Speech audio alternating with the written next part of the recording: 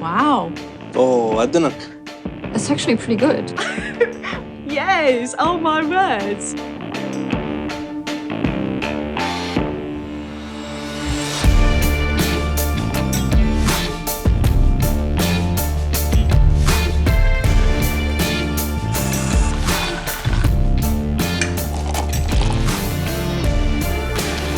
That's the beauty of the specialty coffee. We find it here, we roast it in UAE. The technology that specialty coffee shops are using are normally high-end. And for us to be able to replicate with the same coffee, different taste profile, it needs a special machine for it. One is medium roast, one is dark roast. In the medium, you remember that we're gonna have a little bit more acidity than the other one.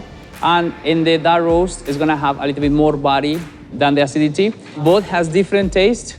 The texture in your mouth, the dark roast is gonna be higher than the medium roast.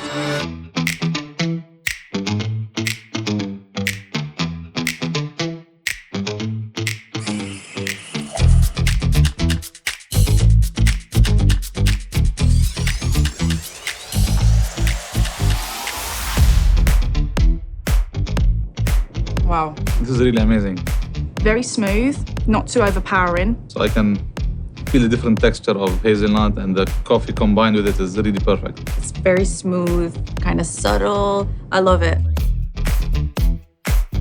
Yes, for sure. If I loved it, why should I not buy it? As long as the location's there and it's en route to work or the next stop, then most definitely I think that plays a part into where you get your coffee from.